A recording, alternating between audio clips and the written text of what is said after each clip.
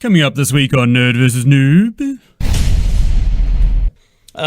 There's not very many characters in this film, but that's why I picked this question. Which character would you get to represent you in court? I'm wondering which celebrity you think you'd never fall in love with, no matter how long you were stuck on the spaceship with them, and why. Tell me, how would you incorporate Nicolas Cage into this movie? Now hit me with that theme.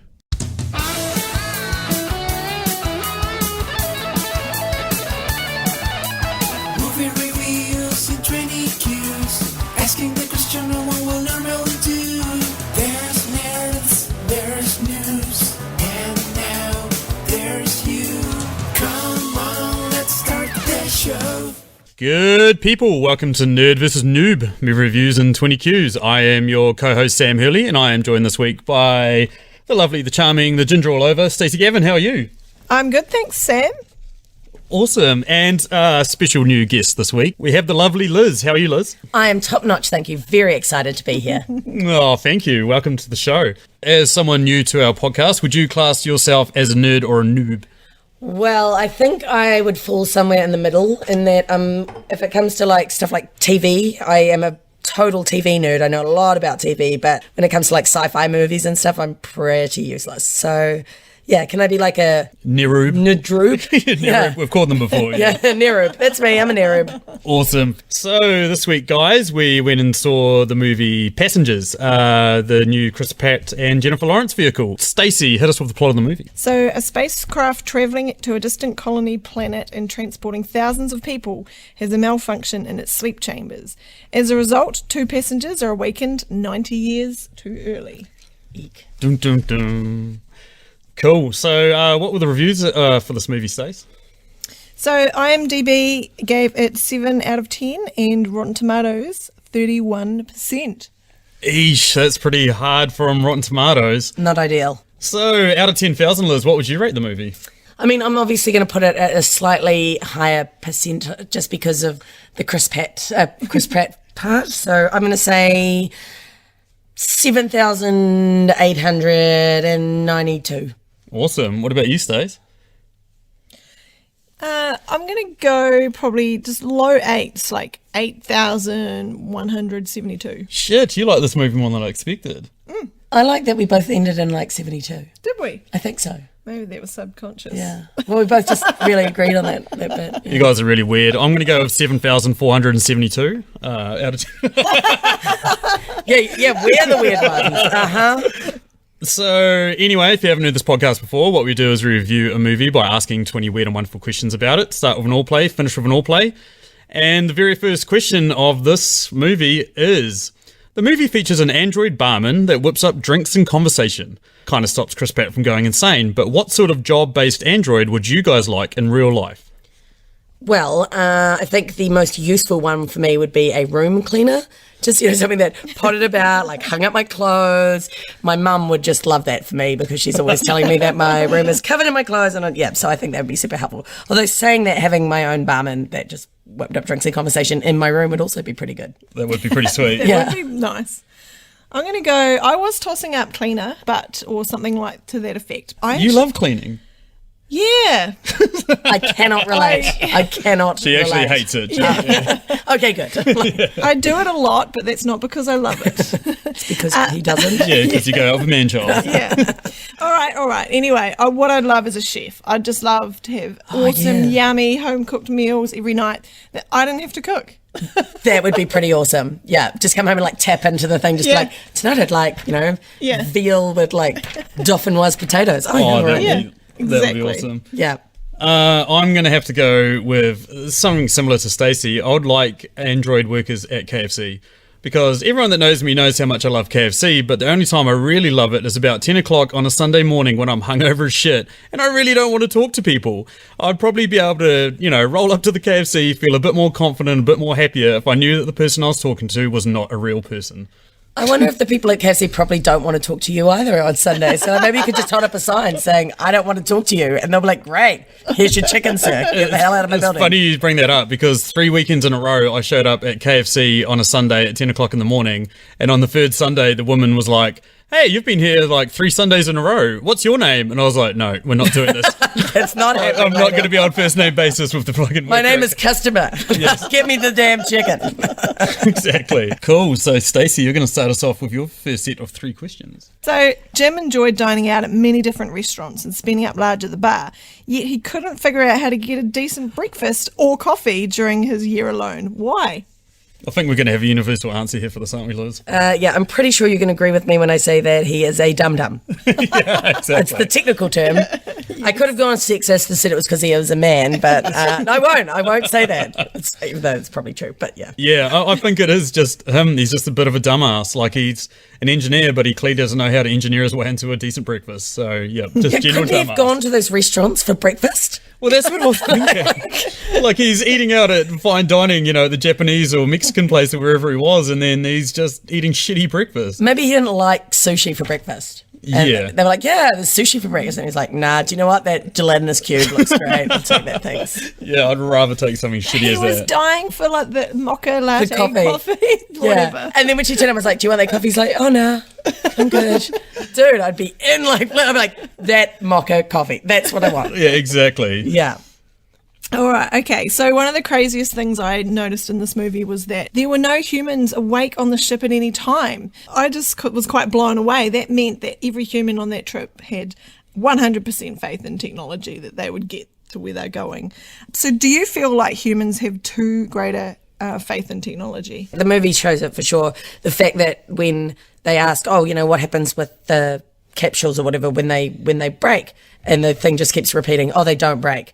But they do. So, like, I found that really strange. And you can see in a lot of, like, TV shows and, you know, other media that, like, if a massive pandemic happened or, like, the zombie apocalypse or something, everybody's screwed. Yeah, it's so true. Like, I completely agree. We've got too much faith in technology. Often you hear about in the news about how some guy's driven off the end of a bridge or into a, like, stream or something because he was following Google Maps and it told him to take a hard right into a bridge that doesn't exist anymore. Like, wouldn't you look for a second? Just Exactly. be like, here I'm turning onto this bridge. It's not there. But, you know, Google Maps is saying it's there, so maybe it'll magically materialise. It must just be a giant puddle. I'm just going to drive straight into it. I have utter faith. Yeah. And you're right, especially in the movies, like the second one malfunction happens, no one's getting woken up, no one's getting alerted. Like, it just goes to show that they're like, nah, this shit can't break. It is ridiculous that it didn't wake anyone up when all of those things were repaired. Like, all the errors. It's like, error. It just didn't wake anyone up. It's mad. Yeah. Exactly. Okay, so with the way things are heading on Earth, how many years away are we from needing this kind of life-preserving service? I'm going to go -2. Yeah, hurry up, sort it out. The good news is that I'd say a lot of Trump supporters would think that it is right in the near future, because I saw one thing on, I think it was Jimmy Kimmel, where they went and asked people about ridiculous things that Trump supposedly said, although he didn't. And one of they were asking this, like, what did you think when he shot a gun into the air at this press conference or whatever? And one of the questions was, what do you think about Trump saying he's going to put a man on Jupiter in 2020? And this person replied, oh, no, I think it's great. If anyone can, it'll be Trump. And the person replied, you know, the interviewer said, oh, what are you talking about? Like, it's impossible. And the person's like, what do you mean? Nothing's impossible. Why do you say it's impossible? And the reporter just deadpan is like, because it is a giant ball of gas. It's just the best answer. Yeah. Oh my God, so, I'm checking I'm that sure out. people absolutely believe that this thing is coming. They probably watch Passages going, oh, where can I book my ticket? Yeah. My God. Cool. So it moves me on to my first set of 3 questions.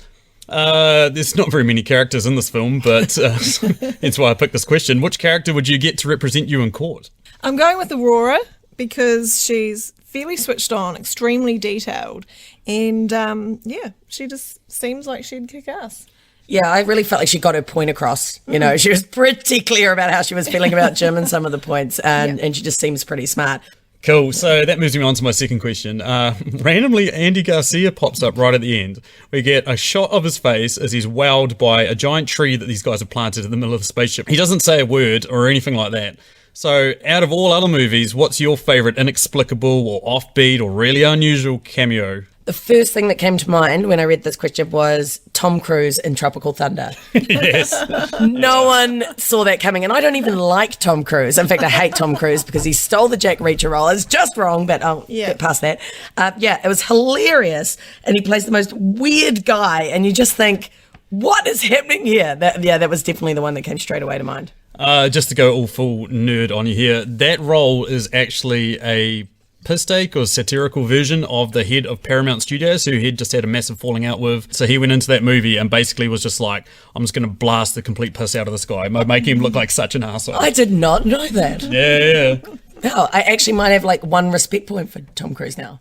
Yeah, 1 out of 10,000. Yeah, I'd put that about right.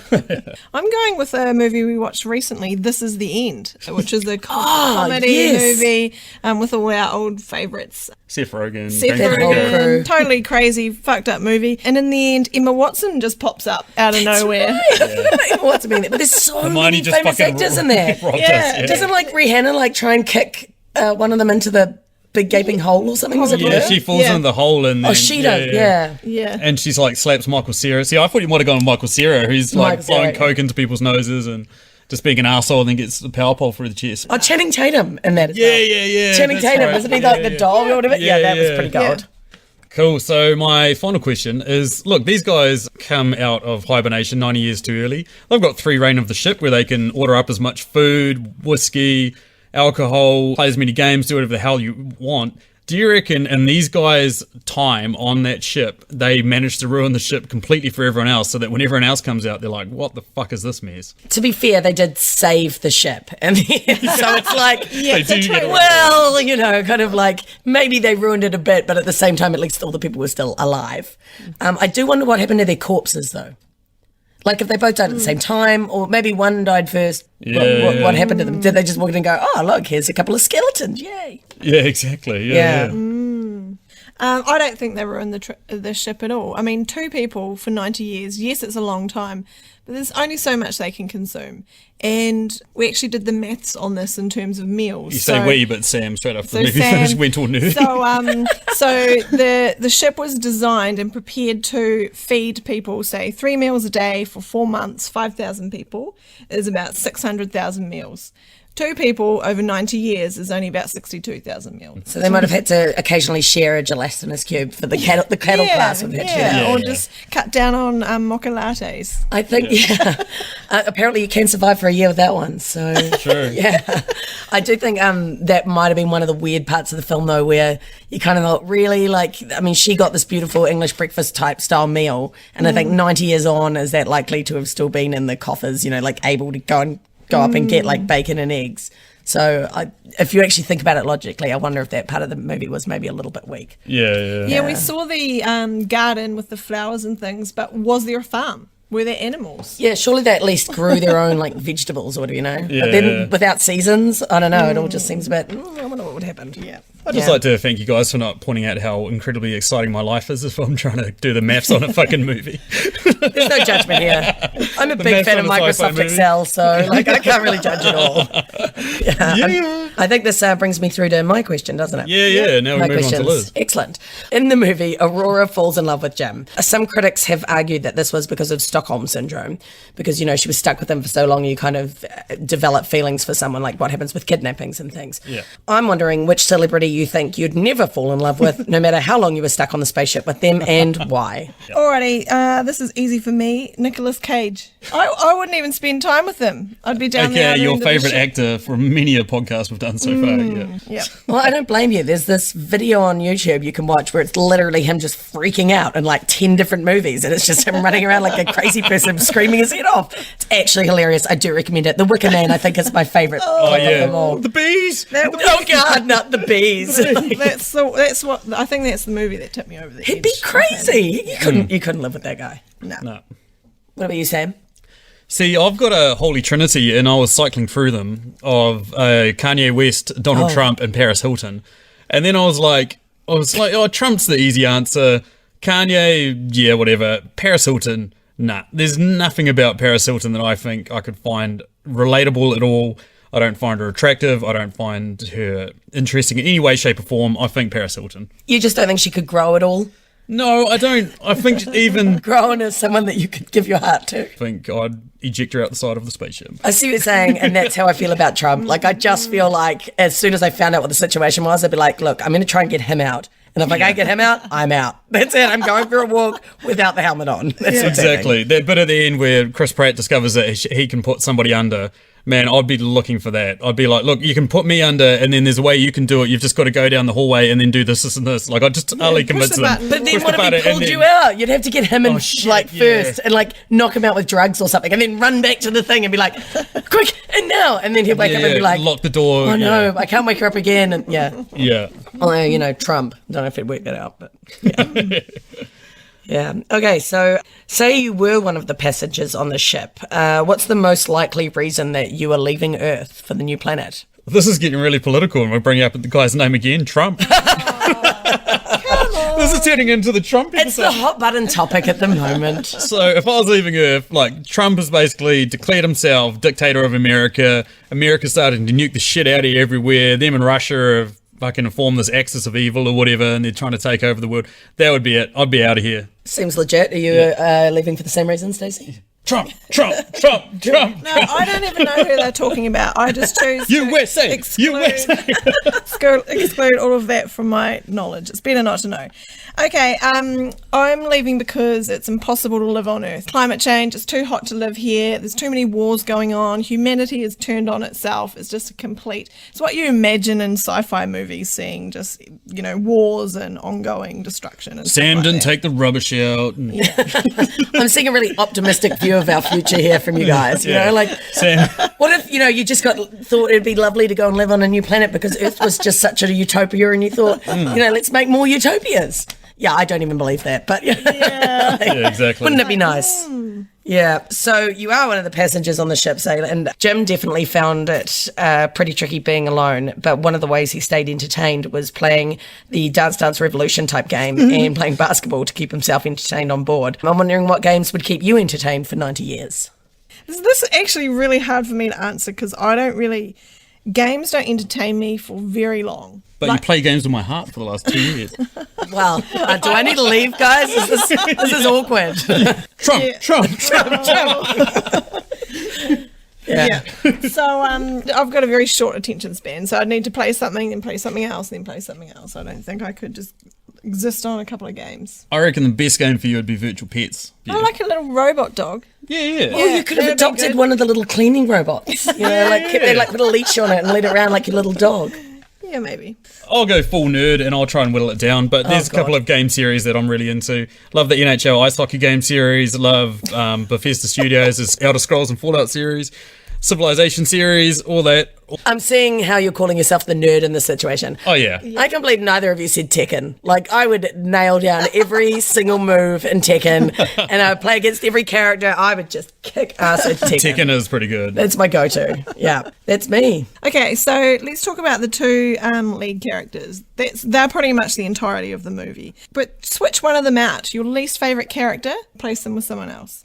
See, I just don't know that I could do that because I really love J-Law and Chris Pratt. Thinking about that, my answer was actually Michael Sheen. Like, I actually thought if I was going to switch someone else, I was thinking like switching him out for like Michael Caine to get a bit more of that wise old, been around, grizzled kind of bartender. I feel like he could have added a little more gravitas to the situation. And That's maybe an wouldn't awesome answer. Because, J-Law's just so cute and lovely. And Chris Pratt's just so goofy. And I think they just fit really well. So I don't know if I can answer that. No, that's cool. I would swap out the J-Law character. I'm a bit of a fan of hers, but not the biggest fan. So I'm going to go with Michelle Williams, who was amazing in Manchester by the Sea. Oh, yeah, fair enough. All right. It doesn't take humans very long to go crazy when you're in solitary confinement. So what's the longest you've ever been or you think you could survive completely alone? I don't think I'd last very long, just because anyone who knows me would probably describe me as an extrovert at a guess. Just recently, Wellington had the earthquake and couldn't go into work because the building was all shook up. Pun totally intended. And and I was actually quite shaken. I'm sorry, shaken by the earthquake. I just didn't want to leave the house for a couple of days, and because I just felt like it wasn't very safe, and I was quite nervous. But I found by the end of day 3, I was like, "Get me out of this house! Like, I need to talk to somebody. This is insane." So we went off and drank at a rooftop bar by the Friday, and there were people standing there going, "Oh, but what if there's another earthquake and the building pancakes?" I'm like, "Then I'll step off. It's worth it." I can't do it. I don't blame. You can totally see how Jim ended up doing what he did because my God. Yeah. Like, I don't think I can make it for a year. I think the longest I've gone is similar to you, was 3 days, and that's when I came back from Hogmanay New Year's up at Edinburgh, like earlier than everyone else, and I spent 3 days in my room trying to sleep it off. Yeah, were you just destroyed? Yeah, I was absolutely destroyed. That and Glastonbury were like two of the worst hangovers where I literally didn't want to talk to anyone for about 72 hours. I think I might have spoken to a delivery guy who showed up to deliver me food intermittently. but no way, man. I couldn't do shit. I'm an extrovert as well. I need someone around before I go batshit insane. Yeah, just not all the time necessarily. Like, I do like having my quiet times, but yeah, I couldn't just sit there for a year talking to myself and an Android bartender. No, not at all. Yeah. I think that's something in the movie that was completely underplayed. He seemed pretty normal by the time he woke her up. Yeah. Even the stuff they showed to make him look weird, I was like, totally legit. I would have totally been doing. Like, what was he doing? Like, trying to get the bots to fight each other or something? Like, he was around a cornflake to see which one would come and get them. I was like, I would totally be doing that. Yeah. Alrighty, okay, so I can't believe we're giving this guy more airtime on this podcast. You chose to. Tell me, how would you incorporate Nicolas Cage into this movie? There's a really easy answer to this, and that's, Liz, you mentioned the Dance Revolution before. I'd love to see Nicolas Cage as one of the dance instructor videos that Chris Pratt has to dance off. Oh my God. I did not think of that, but now you brought it up. That's an incredible concept.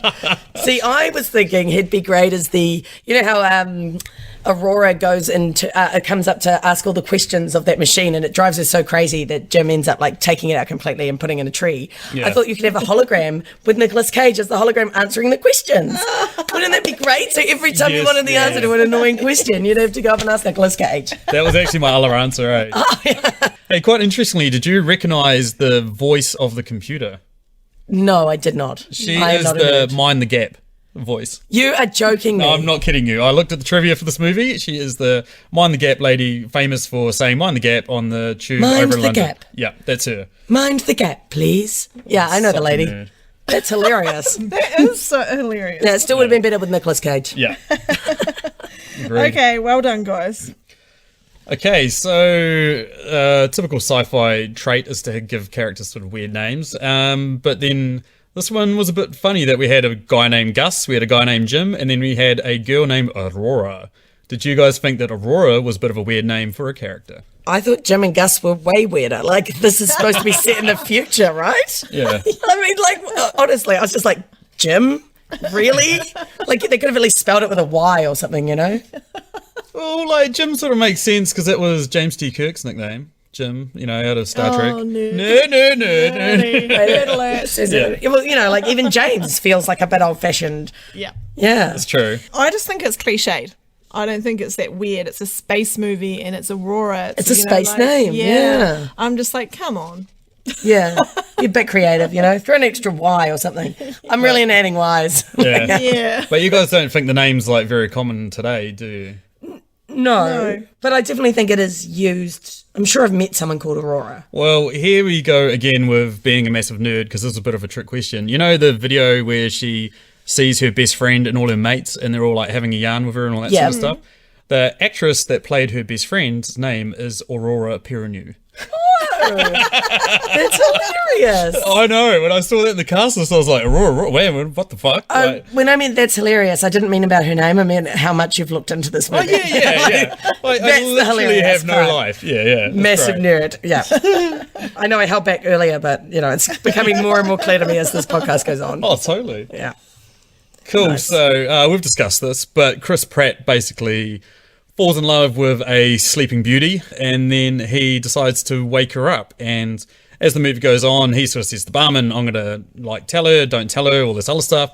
But then the barman, sort of through a twist of logic, basically tells her that Chris Pratt had woken her up from his slumber. She then spends a great part of the movie angry at him. Do you reckon you two girls would have forgiven Chris Pratt if you'd been put in that situation? Yes. For me, I think I would have, because it's so hard to imagine a life of a year by yourself, not talking to anyone but that Android bartender. So the guy's going to go a little crazy. And I think also, what other choice do you have, kind of thing? At the time that she forgave him, she didn't know that there was the option to go back to sleep. So it's, okay, do I not forgive him, let him go die out in space and then live by myself? Or do I just realise that he made one terrible mistake, but is actually a decent guy? Yeah. Yep, I totally agree. Yep, you've got to forgive him. Because, otherwise then you're alone on that ship for 90 years, And what then I you mean? kind of see the point, you go, I see how horrible this seems, One thing one of my friends brought up, and I thought was a really interesting point, was I wonder what it'd have been like if it was the other way around. If she woke up first and decided to wake him up. That would have ended up being this whole bunny boiler, what a crazy person, typical crazy woman kind of thing. That's my feminist voice on here, but... It would have been pretty funny if in some split universe there was a domino effect where he woke her up, she got angry at him, killed him, and then she got lonely, then she woke up somebody else, that person got angry, and then he got And by the end, there's like hardly anyone left to sleep. There's like 2,000 people left asleep and these 4 people just arguing with each other, and it'd probably be the horror version of this movie. But You'd really have to float the corpse every time, because my God, that would be a big stack. up. yeah, they would. They'll start stacking up. Yeah. Cool. So our podcast wouldn't be our podcast if we don't have a deeply philosophical and poignant question, and we don't have one now. So what type of pizza is this movie? For me, this is easy. It's quite minimal and simple, but everything is well proportioned and everything is quite delicious on its own. So it's margarita pizza. So beautiful, thin, crispy base, just the basics, tomato, cheese, and a little bit of basil. It's funny, in a way I agree with you, but then my answer is quite different, in that I would call it a veggie supreme. So for me, I felt that it had a whole bunch of different elements to it. There was like, you had the romance, you had the comedy, you had the drama, you had a bit of the psychological aspect to it. Which I really liked. I felt like there was quite a lot happening and keeping you entertained. So I feel like they would be taking your bite of the Supreme and thinking, we've got some olives there, we've got some, whatever. But I would call it a veggie because I didn't think it was meaty. Like, there's some stuff there, but it's pretty shallow. There's only this, set of characters, and there's nothing really deep in it. There's a few thoughts, but so that's why I'd say more of a veggie Supreme. Cool. When I was writing that question, I actually thought of a meatball pizza because of the meteorite that went through the ship. That is the most literal answer you possibly could have given. There's a meteorite. Yeah, There is a giant ball. Yeah, meatball, yeah. But nice. Well, on that note, I think we should move on and go to the point of Jim's perspective. If you were Jim and you decided to wake someone up, how would you pick that person? I mean, as a typical guy answer would be like, fuck, you just go try and find the hottest chick there like he did and then fall in love with her and then pick her, but... He didn't necessarily find the hottest chick. He just spotted her. Totally found she saved his life kind of thing. Yeah, but he researched her. Yeah, which is fine. Like he saw her and was like, "Oh my god, that girl's gorgeous." And then we watched their videos. The looks certainly helped, I'd say. Yeah, exactly. So I think what I'd do is I'd try and go through as many, you've got however long, a year or whatever, you can actually review the videos of everyone there. I mean, if he can do it, he can do it for everyone else. Yeah. See their reasons why they're on board, see what they've done in the past or whatever like that. And then maybe you'll be able to find someone that has some sort of smarts or technology or something that'll be able to help you get out of it, and maybe do it a bit of both. If they happen to be the opposite sex and incredibly hot like Jennifer Lawrence, then great, but... Yeah, my answer's quite similar to yours. I basically, review the passengers on board. But what I'd be looking for is skills that I don't have, but like you pointed out, that would be helpful. And someone you'd actually like to hang around with. Because you need to keep mentally sane. You need to, enjoy the time that you've got. So I think, you definitely need to review those videos and make sure they weren't a crazy pants. Because, just because they look nice doesn't mean that they're not insane. Yeah. Yeah, although I guess, they're not going to act insane on a video, so he kind of got lucky with Aurora. Maybe you also want to see what package they bought, whether it was the cheap one or you want to upgrade. Yeah. That's true, yeah. You can have something other than that gelatinous cube every breakfast. And speaking of the gelatinous cube, in Passages, obviously, Jim is served up an unappetizing looking cube for breakfast every day. It made me think of the movie The Martian, where Mark Watney pretty much only eats potatoes for a whole year. I was wondering which diet you'd prefer. I'm going to go potatoes because I know what they are. True. And it's something and he grew them, so he's, I don't know. Out of his crewmate's poop. Yeah, I'm about to point out, it was out of crap. You're eating crap potatoes. But then that's what fertilizer is. Yeah, exactly. Yeah. So we're already doing that. Nothing new there. You just don't know whose compost it is. Yeah. You don't know that Stacey isn't out crapping in your garden. That's where your potatoes are coming from. I wonder why we're not going out of toilet paper anytime soon. I've noticed that. Potato leaves. Yeah, see, I'm going to take a bit of a gamble. I'm going to go with the gelatinous cube. Yeah, I don't really want to eat potatoes that's covered in shit. Would probably roll the dice. I don't know if it tastes any good, but hey, I'd go for the gelatinous cube. I suppose you wouldn't want to waste water, like washing them entirely, would you? So No, probably not. No. there wasn't a lot of water on Although, Mars. but on the flip side, chips. I do love chips. Yeah, I don't think he had a deep fryer. Damn. Yeah. All right, so that sounds like one of the worst things about being on the Avalon for the rest of your life. But I'd like to know what you think the best thing would be about being stuck there for the rest of your life. Well, for me, it would be about simplicity of life. Like, you have none of the hassles and stresses that you would have on Earth. You know, you don't have to go to work, you don't have to deal with paying bills and all kinds of bullshit like that. So you can kind of just be a kid again and, like, do those fun things, like play the games, go swimming, do whatever the hell you want to, basically. Yeah, that was pretty much my answer, eh? You just stop giving a shit. I reckon by day 3 I'll be wandering around naked, and I'm surprised he wasn't in the movie. You just- They would have had to rate it higher. yeah, I true, still would have yeah. gone. Yeah, totally. Yeah. Would have made the movie. on the big screen. It would have sold it. But like, I mean, that's it, man. Like, you wouldn't give a fuck. I mean, he didn't care about his beard and hair there for a while, and then that's just a small aspect. I'd be leaving rubbish everywhere. I'd be wandering around naked. I'd probably take photos of me just like sitting on other people's tubes. Be like, oh fuck you guys. If didn't have to wake up, then Just like leave Polaroids on their thing. And yeah. like, Hope you enjoyed your trip, assholes. That's a really lovely mature answer. See, I was thinking it would be really nice. I love the bit where they're standing together and they're watching when they shoot around that star. And it's just the most incredible view. And you think space, like you get to be up close and personal with these incredible space things, which I couldn't name any of them, but I'm sure they'd be super That'd pretty. be amazing. Yeah. The other thing too is you like wouldn't be anywhere near Trump. So Trump. What if he was there, though? What if he was in a capsule? I would float his capsule out the door. I'd literally just work out how to detach his capsule and then wheel it and then throw him out. Cool. So moves us on to our final question. At the end of the movie, Jennifer Lawrence basically says, "I love you. I want to be with you. Let's see this out." And then we get treated to the shot at the end of the movie where 90 years on, we get her bit of a voiceover saying about how lucky these people are or whatever to have survived. But in the meantime, between there and then, how do you think these guys are getting on like 5 or 10 years later after we last saw them? Well, I really hope that they spend a bit of time trying to make another automatic doctor machine thing. Because they said multiple times in the film, we have spare parts for everything on board. Yes. Yeah. And he's like an engineer, and it's like, must be some sort of manual. So I would have taken a bit of time every day, gone and tried and screwed that to that or this to this and tried to make another one. Yeah, I think it's just like that whole 5 years would have been a whole heap more discovery. So you're right, finding all these things and these spare parts and the garden that they found and the plants and things like that. They obviously got amongst that in the first 5 years to get such massive tree at the end of it all. And You see, I reckon that's the same. I reckon they would have poured their heart into their workmen. Like, I love Stacey to bits, but I mean, we've been on holiday together. There's only a certain amount of time that you can spend together before you start thinking, my God, I need to go out and talk to someone different. So, though I would like to think, though, that we discovered that one of them can go back under. And we've sort of touched on it before, like what happens if one of them gets sick or one of them dies or something like that. Or I would have thought it would have been an awesome plot twist if they'd found one of them in the tube and they're like 60 or 70 years old and they're like, yeah, the other one died, but hey, I've been frozen for the last 20, 30 years or whatever.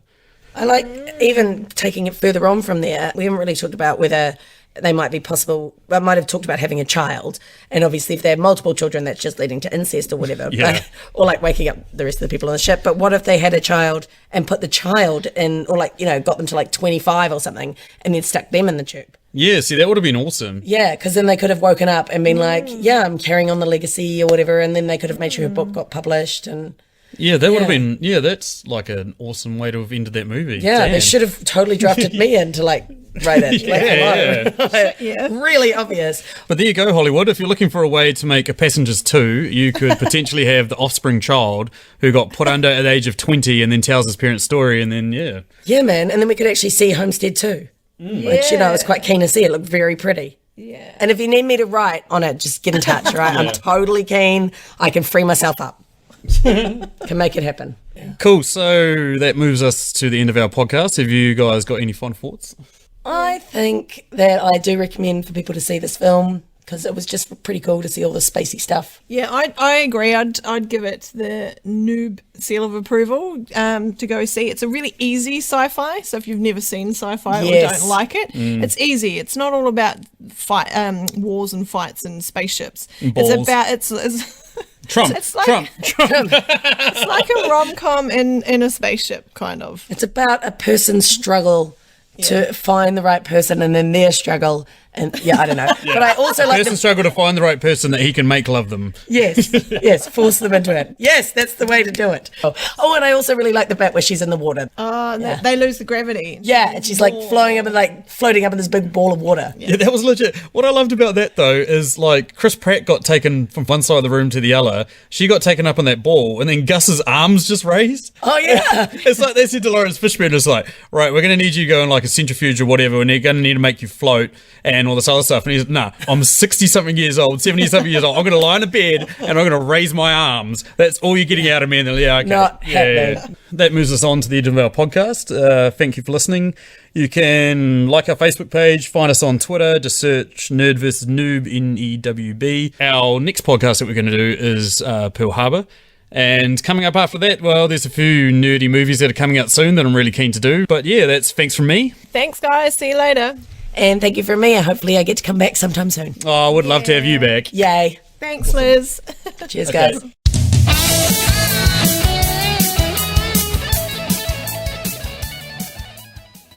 And that's us done.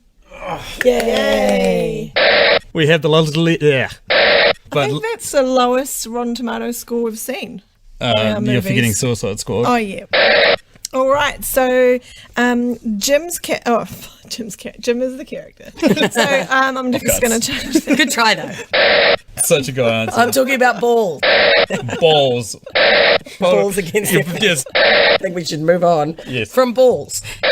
I think the looks would still end up playing a big part for me. I am shallow.